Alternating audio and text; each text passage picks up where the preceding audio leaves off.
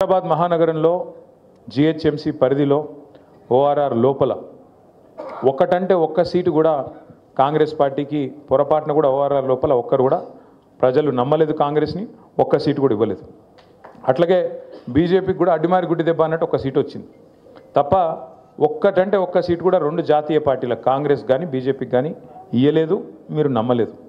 కానీ జిల్లాలలో ఉండే ప్రజలు కాంగ్రెస్ ఏదైతే అరిచేతిలో వైకుంఠం చూపెట్టిందో, కేసీఆర్ గారు ఇస్తున్న సంక్షేమ పథకాలకు అదనంగా మేము ఇస్తాం, మీకు ఆయన చేసిన దానికంటే ఎక్కువ చేస్తాం, మేము 120 సంవత్సరాల చరిత్ర గల పార్టీ, మేమే చేయగలుగుతాం, ఇంకెవరు చేయలేరు అని చెప్పి డైలాగులు కొడితే పాపం కొంతమంది నమ్మి వాళ్ళకు అవకాశం ఇచ్చినారు. కేవలం 1.8% తేడాతోని, అంటే 4-5 లక్షల తేడాతోని 4 కోట్ల మందిలా 4-5 లక్షల ఓట్లు అటు ఇటు అయితే కాంగ్రెస్ అధికారంలోకి వచ్చింది.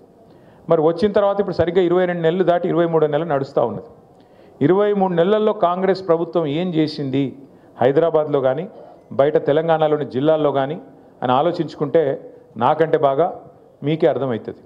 ఎందుకంటే ఎన్ని మాటలు చెప్పినారు, ఎన్నెన్ని కథలు చెప్పినారు, అరిచేతిలో వైకుంఠం చూపెట్టి ఏం చెప్పినారు.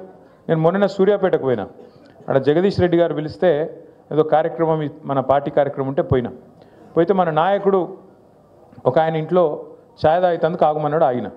ఆగితే ఆయన నాయకుడు వాళ్ళ అమ్మగారిని తీసుకొచ్చాడు. అన్న మా అమ్మ అని చెప్పిండు. ఎట్లున్నారమ్మా, బాగున్నారా, ఆరోగ్యం బాగుందా అని అడిగితే బాగానే ఉన్న బిడ్డ అన్నది. ఆ నాయకుడికి మొన్న ఈ మధ్యనే పెళ్ళయింది. ఆ పిల్లగాడు చిన్నోడు 25-26 ఉంటే మన రాజ్ కుమార్ పటేల్ లెక్కనే మొన్ననే లగ్గమైంది. అయితే పెళ్ళైన తర్వాత వాళ్ళ అమ్మగారిని పరిచయం చేసిండు. పరిచయం చేస్తే నేను మాట్లాడుతున్నా, మరి కోడలు ఏమంటుందమ్మా, కొత్త కోడలు మంచిగానే ఉందా అన్న. ఏం కోడలు కొడుక ఏమున్నది అని అంటే గిట్లా మాట్లాడబట్టే, కొత్తగా పెళ్ళయింది గిట్లా మాట్లాడబట్టే నేను పరిచయం అయినా. ఏమైందమ్మా, ఏమి ఇబ్బంది అంటే ఆమె ఏమన్నది తెలుసా, కోడలు వస్తే నెలకు 2,500 రూపాయలు వస్తాయి అనుకున్న కొడుక, ఏ 2,000 లేవు, 500 లేవు, ఏం లేవు అని ఆయమన్నది. ఈ లోపల కోడలు ఆమె గడుస్తున్నది, పిల్ల వచ్చింది. నీకు కూడా 4,000 పెన్షన్ వస్తుంది అనుకున్నా, వచ్చిందా అన్నది. అంటే కాంగ్రెస్ వాళ్ళ వల్ల, రేవంత్ రెడ్డి వల్ల ఇలా పరిస్థితి ఏంటంటే అత్తకోడల పంచాయతీలు కొత్తవి వస్తున్నాయి.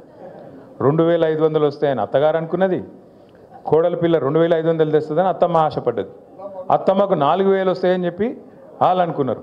అత్తగారు వాళ్ళు ఏమనుకున్నారు, తులం బంగారం వస్తుందని అత్తగారు వాళ్ళు కూడా అనుకున్నారు.